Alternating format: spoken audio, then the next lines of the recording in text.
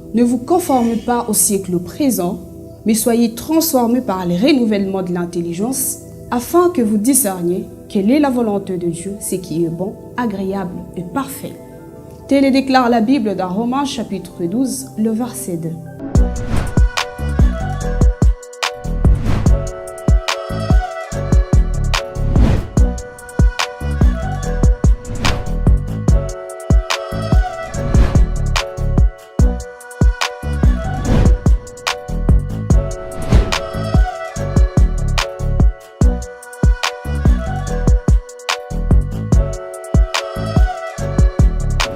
Très chers téléspectateurs, bonjour et bienvenue dans notre émission Le renouvellement de l'intelligence ou encore Anakainosis. En direct, nous sommes de Kampala et nous avons le réel plaisir de nous savoir encore une fois de plus face à vos écrans. Je suis Milka Lumière à la présentation. Et avec beaucoup de sympathie, mais surtout de respect, que nous retrouvons l'affectueuse présence de notre père, mais aussi notre coach, pourquoi pas notre pilote, qui est le docteur Bishop Innocent Mobutu Kuzindamolo, qui est le visionnaire de l'église Living in Christ Omega Ministries. Bonjour père. Bonjour ma fille. Vous allez bien? Je vais bien. Encore Très bien encore, pas la Gloire au Seigneur. Hein? Ouais. Encore un plaisir de vous avoir aujourd'hui sur le plateau. Merci beaucoup. Mais encore, je vous dis bienvenue dans votre émission. Merci, Malgré que c'est votre émission, je vous souhaite les bienvenus. Merci. Ouais, c'est vraiment un plaisir. Mais avant que nous commencions, voudrez-vous bien prier pour nous? Merci beaucoup. Merci. Éternel notre Dieu, nous te bénissons pour ce moment merveilleux. Nous venons au-devant de toi pour demander à ce que tu prennes contrôle de tout ce que nous allons faire en ce lieu. Si vous bâtissez une maison et si nous la bâtissons avec toi Dieu, c'est en vain que nous sommes en train de bâtir. Nous abandonnons cette nouvelle émission entre tes mains. Sois le maître, sois le maître, sois le pourvoyeur. Sois celui qui va tout contrôler. Saint-Esprit, accompagne-nous en tout. Pas seulement aujourd'hui, mais tout le temps que cette émission continuera d'émettre. Merci pour tous ceux qui vont soutenir ou ceux qui ont déjà soutenu d'une manière ou d'une autre la réalisation de cette émission. Gloire et louange à toi. Du début à la fin, sois avec nous. Au nom de Jésus. Amen. Amen. Merci beaucoup, papa, pour la prière. Je vous en prie. Merci beaucoup. Mais, papa, avant que nous allons un peu loin, ça, c'est une nouvelle émission, bien sûr. Et je sais que beaucoup de gens vont me poser la question, me demander, mais Madame Milka, nous vous retrouvons dans le joug de la femme, et encore le joug de la femme, ou quoi? Alors, ça va amener une petite confusion. Alors, voudrez-vous bien nous parler de cette émission, le rubrique, le slogan et tout? Vu que l'émission, je vais déjà présenter le nom de l'émission qui sera le renouvellement de l'intelligence ou encore Anakainosis. Alors un petit détail, un petit mot, vous devrez nous parler de ça. Merci beaucoup Milka. L'émission, comme vous l'avez dit, s'appelle Anakainosis, le renouvellement de l'intelligence. Dieu nous a donné cette vision de commencer cette émission pour essayer un peu de nous aider. Cette émission aura 3 rubriques. Parmi ces 3 rubriques, il y a la première rubrique, c'est pour les enseignements. Deuxièmement, nous avons une rubrique pour les témoignages que nous allons appeler Mon parcours. Nous savons que à travers les témoignages et le sang de Jésus, nous arrivons à vaincre le diable. Mais troisièmement, nous aurons une rubrique consacrée à la motivation. Et notre motivation est différente de la motivation séculière. C'est basé sur la parole de Dieu, effectivement. Donc voilà les 3 rubriques que nous aurons dans cette émission. Mais quel est l'objectif de cette émission? L'objectif de notre émission est d'aider les leaders, d'aider les futurs leaders, d'aider même tous les chrétiens à atteindre leur destinée. Dieu a un plan pour chacun de nous. Mais des fois, nous sommes corrompus par le monde. Nous regardons le monde tel que le monde voit le monde. Mais nous ne savons pas que Dieu a un autre regard par rapport au monde. Et nous voulons un peu changer nos mentalités. D'ailleurs, et c'est cela même le slogan de notre émission, c'est que Anakainosis, si nous disons Anakainosis, nos spectateurs, vous pouvez juste répéter que me voir comme Dieu me voit et vivre selon sa volonté. Wow. Voilà un peu ce que nous aurons à faire dans cette émission. Un très bon slogan, hein? Me voir tel que Dieu me voit. Et vivre. Selon sa volonté. Selon sa volonté. Et tous vos leaders, accrochez-vous sur cette émission. Et franchement, vous ne serez pas déçus. Docteur, sans plus tarder, vous avez récemment lancé 2 ouvrages. Parmi vos 2 ouvrages, l'un de vos ouvrages, par son titre, a attiré la curiosité de beaucoup de gens, y compris moi, bien sûr. Merci et cet beaucoup. ouvrage que je retrouve déjà ici, dont vous avez écrit « Ne détruis pas la maison de Dieu ». Yes. Vous m'avez posé cette question et je n'ai pas eu vraiment une réponse exacte à vous donner par rapport au titre de cet ouvrage. Mais nous sommes face à face avec l'auteur principal de cet ouvrage qui est bien sûr mon père. Et papa, en lisant déjà les titres de cet ouvrage, je trouve qu'il y a un grand enseignement et qui pourrait aider beaucoup de gens. Alors, ne détruis pas la maison de Dieu. Cela veut dire que donc Dieu a une maison. Merci beaucoup. Merci beaucoup pour la question. Ouais. Est-ce que Dieu a une maison? Ouais, c'est ça la grande question, parce que beaucoup de gens m'ont posé cette question. Bien évidemment, c'est une question qui mérite d'être posée. Bien sûr. Nous savons que la Bible a 2 testaments, l'Ancien et le Nouveau Testament. Bien sûr. Et quand on rentre dans l'Ancien Testament, on voit la maison de Dieu, on voit les temples, on voit l'arche, on voit tout ça. Et la plupart des fois, quand nous sommes dans le Nouveau Testament, les gens disent que dans le Nouveau Testament, on n'a plus besoin de ça parce que tout est spiritualisé. Mais est-ce que dans le Nouveau Testament, Dieu peut avoir une maison? Mais la Bible est claire. Dans 1 Timothée 3,15, Paul dit à Timothée quoi? Mais afin que tu saches, si je tarde à venir, comment te comporter dans la maison de Dieu, qui est l'église du Dieu vivant, la colonne et l'appui de la vérité. Ouais. Ma fille, cela ne demande pas à ce que je puisse interpréter. La Bible est claire. La Bible nous dit dans ce verset que la maison de Dieu, c'est son église. Ouais. Et là, je ne parle pas de l'église spirituelle parce que le verset montre que Paul était quelque part et Timothée était aussi quelque part. Et il est en train de lui dire, tu dois savoir comment te comporter là où tu es. Et là, ce n'est pas n'importe où, c'est dans la maison de Dieu, dans cette église, qui est l'église du Dieu vivant, pas d'un Dieu mort, mais d'un Dieu qui a la vie. Donc, il a la vie, il contrôle tout, il est le maître de tout. C'est lui qui peut soutenir cette église, mais c'est lui qui peut contrôler tout ce que nous faisons dans cette église. Ouais. En fait, dans le Nouveau Testament, Dieu a une maison, sa maison, c'est l'église. C'est sa propriété. Non seulement ça, Jésus avait dit qu'il bâtirait une maison. Ouais. Dans Matthieu 16, je vais prendre seulement le verset 18, mais tu peux commencer au verset 13. Parce qu'il dit que je bâtirai mon église. Hein, sur toi, Pierre, je bâtirai mon église. Et aucune puissance de ce jour de mort ne pourra prévaloir sur cette église. Donc c'est son église. C'est sa maison. Souvenez-vous, la maison de Dieu. Nous disons, ne détruis pas la maison de Dieu. Ne détruis pas cette église qui est sa maison.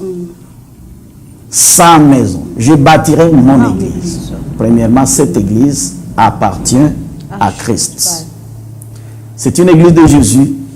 Ce n'est pas l'église du pasteur. Ce n'est pas l'église du visionnaire. Et cela m'amène à dire que même toi, mon frère ou ma sœur, si tu as donné de l'argent plutôt pour acheter une parcelle, même si tu as construit tout un bâtiment pour dire que j'ai fait ça comme un cadeau à Dieu, tu n'as pas le droit de venir tourner sur le pasteur et de dire que c'est moi qui avais dépensé tout pour mettre cette structure ici. L'église appartient à Dieu. Papa, ok, l'église appartient à Dieu. Je pense que vous avez une réponse. Hein? La question, ne me reposez plus la question. La question a été répondue. Mais papa, n'êtes-vous pas en train de vous contredire quelque part? Car seul Jésus est en train de dire dans sa parole qu'aucune puissance de l'ennemi ne pourra prévaloir sur son église. Yes. Alors, comment un humain comme vous et moi qui porte la chair pourrait détruire la maison de Dieu? Comment? Comment nous pouvons détruire la maison de Dieu pendant que nous portons la chair? Ouais. Pendant que Jésus-Christ lui-même avait dit que personne ne peut la détruire. Ouais. Ah, merci beaucoup pour une très belle question. Merci. Si vous voulez comprendre cette question, il faut comprendre la dimension. L'Église a 2 dimensions. Okay. Si nous montons à ce niveau-là, vous allez comprendre qu'il y a la dimension universelle de l'Église et la dimension locale de l'Église. Il faut comprendre l'Église sur le plan universel, c'est l'Église invisible, c'est l'Église corps du Christ, c'est l'ensemble de tous les vrais croyants, morts et vivants, de tout le temps, depuis que l'Église a commencé à la Pentecôte, c'est-à-dire qui ne sont plus avec nous, mais ceux-là qui sont avec nous, de partout dans le monde, des différentes églises. Et bien évidemment, à ce moment-là, le registre se trouve au ciel pour comprendre qui sont membres de cette église universelle. Mais maintenant, il y a l'expression visible de cette église universelle. Parce que nous avons le corps et nous appartenons à cette église invisible. Mais nous marchons, nous devons servir Dieu, nous n'allons pas le servir dans l'invisible. Nous le servons dans le visible. Christ a prévu qu'il y ait l'expression locale de cette, ou physique de cette réalité invisible, qui est son corps.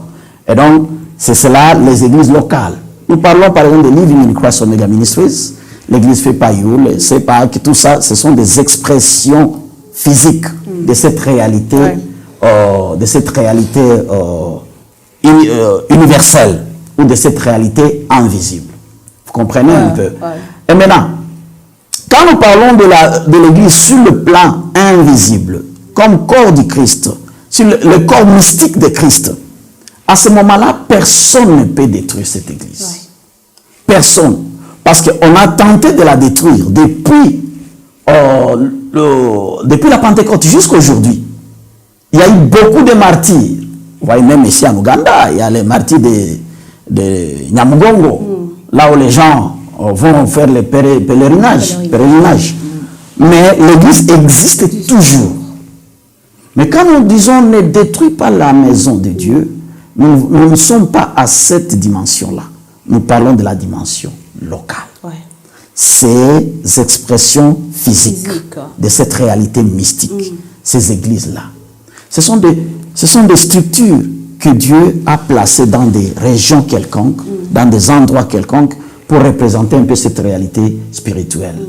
Et là, quand il place cette structure-là, il donne une vision de la commencer à une personne.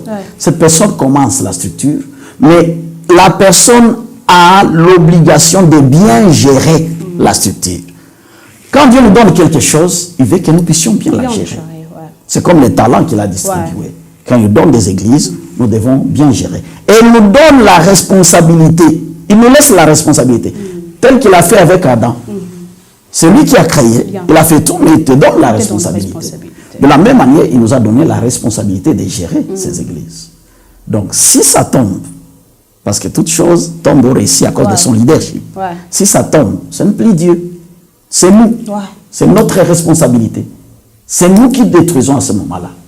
Et quand je disais tantôt que je dis que l'église ne nous appartient pas, cela ne veut pas dire que...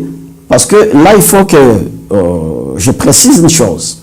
Il y a beaucoup d'autres personnes qui peuvent penser que, comme le docteur a dit ça, ça veut dire que le pasteur n'a plus le mot à dire dans l'église. C'est notre église d'ailleurs, nous fidèles.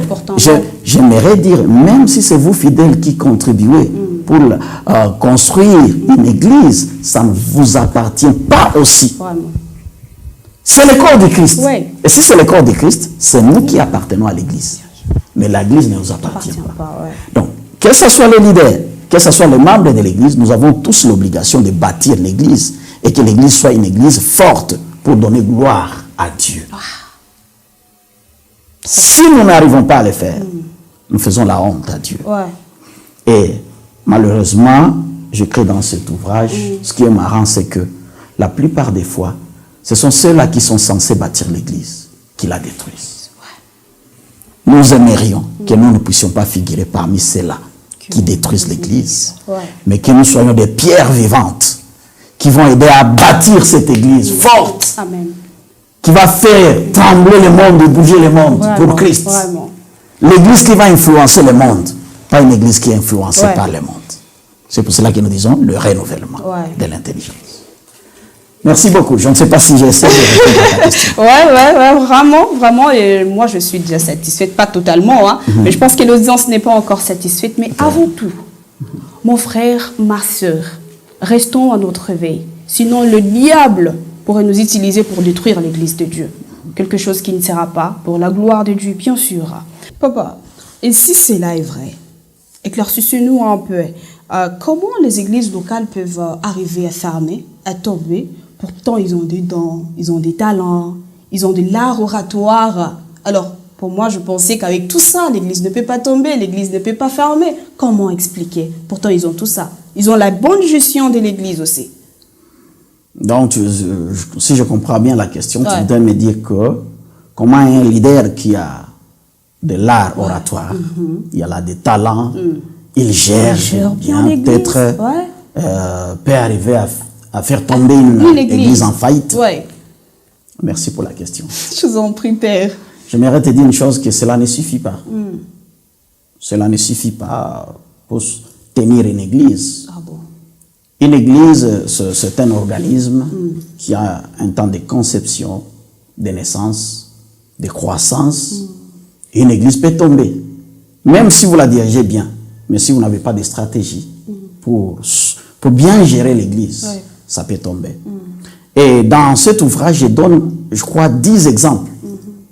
Seulement que j'ai tiré en termes d'échantillons, des églises qui ont une fois vu les jours et qui ont bougé leur cité. Et un jour, elles ont fermé leurs portes. Ça ne donne pas, ça ne fait pas la joie. Ça fait pas la joie. Ça fait la honte quand même. Mais je vais juste donner, parce que ce sont des études de cas, l'exemple d'une de ces églises, de l'une de ces églises, et que l'on puisse tirer quelques leçons qui peuvent nous aider. Comme dans la Bible, tout ce qui est mis dans la Bible n'est pas mis là-bas pour que nous puissions les faire. Mais il y a d'autres exemples, c'est pour que nous puissions éviter à les faire. Il y a dans mon ouvrage, le premier exemple, c'est l'église de l'apôtre Facebook. Cet apôtre, c'est un apôtre qui débarque dans une cité que j'appelle Manungu. C'est fictif. J'ai pris des noms fictifs pour ne pas me tirer des problèmes, des ennuis avec des gens qui connaissent l'histoire. Et cet apôtre débarque dans cette cité. C'est quelqu'un qui est talentueux. C'est quelqu'un qui a un art oratoire terrible. S'il te prêche ici, c'est comme si le ciel était en train de tomber. La chair de poule, là. C'est la chair de poule. Il arrive, il commence une église à Manungu, mais une fois qu'il a commencé l'église, il arrive seul. Bon, tout le monde sait qu'ils sont célibataires. Il arrive là-bas, il implante son église, il commence son église et l'église prend la forme. Mais petit à petit, pour qu'il attire beaucoup de gens, il commence à donner des promesses. C'est une église parmi les réfugiés, bien évidemment. Et il commence à dire à ses membres, à ses enfants, vous savez, moi j'ai des connexions par-ci, par-là, et que si vous venez à mon église, je vais vous connecter, peut-être que vous aurez des visas, vous irez, et tout le monde veut aller en Europe quand même. Et l'église était pleine à craquer. Et l'argent entrait. Et tout le monde se sentait, tout le monde était fier d'appartenir à cette église. Vous savez, la gestion du succès, c'est pas réservé à tout le monde. L'argent qui entrait, c'est le succès. C'était l'homme de la cité. Première des choses, il a commencé à passer avec une fille qui était au niveau de la chorale. Deuxième des choses, il a pris la fille de la présidente des mamans. Finalement, ce sont des filles qui passent avec le pasteur. Et toutes ces filles savent que c'est un pasteur célibataire. Et à cause de cela, le temps aussi passe. Les promesses qu'il donnait à l'église, qu'il y aura des visions qui viendront, ne s'accomplissent pas. Finalement, tout le monde commence à voir que les promesses de cet homme, peut-être qu'il était en train de nous mentir. Mais les choses commencent à devenir difficiles pour l'homme de Dieu. Et le juge dit, non, je dois quitter ici. Il entre en contact avec une maman quelque part, à l'extérieur. Et cette maman-là aussi lui déclare comme mari, il fait le mariage, il abandonne l'église. Mais quand il abandonne l'église, comment il va essayer un peu de calmer ces femmes, ces deux femmes ici? Il va nommer l'une à la tête et la maman de l'autre.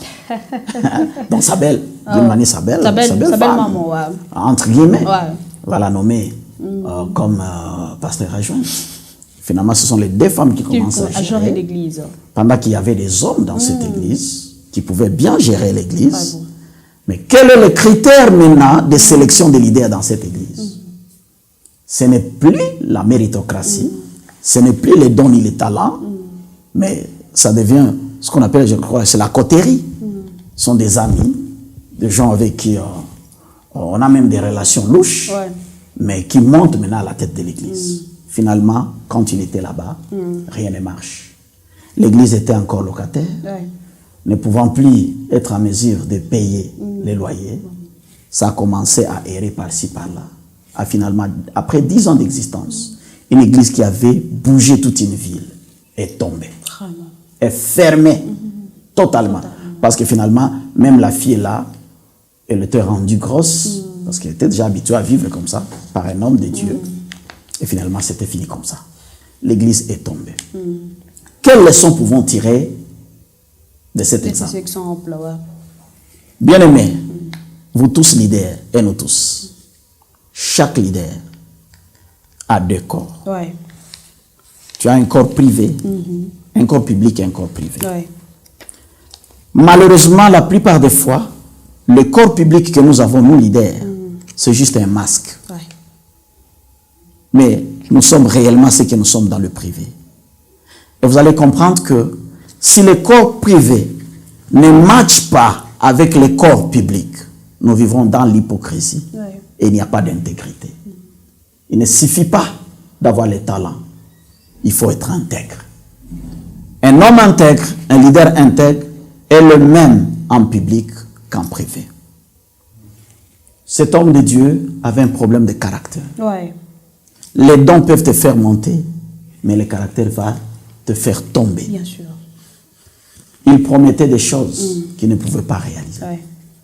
Pire encore, on avait réalisé que avant de venir à Manungu, cet homme de Dieu Facebook avait laissé une femme quelque part avec des enfants. Donc il était un marié qui a pu abandonner toute sa famille. Il a fait encore des aventures. Il est parti ailleurs. Démagogie. Promesse non tenue. Manque de caractère. Le péché. Tout ça, ça fait en sorte que l'église qui avait une bonne destinée est tombée et a fermé les portes. Nous sommes des panneaux de signalisation. Nous sommes des panneaux de signalisation. Que Dieu nous aide, chers bien-aimés. Si Dieu nous donne quelque chose, que nous puissions bien gérer cette chose. Les églises que nous avons, que Dieu nous aide à bien le gérer. Amen. J'ai dit que Dieu nous aide. Je ne suis pas en train de dire que c'est moi qui suis déjà quelque part, mais qu'il nous aide. Si nous commençons bien, que nous puissions aussi bien finir. Est-ce que nous allons tuer, détruire nos églises comme cet homme de Dieu, l'apôtre Facebook? Non. Que Dieu nous aide, que nous ne puissions pas tomber dans les mêmes erreurs. Je crois que sans l'aide de Dieu, et notre discipline aussi, bien évidemment, nous pouvons tous tomber dans les mêmes erreurs.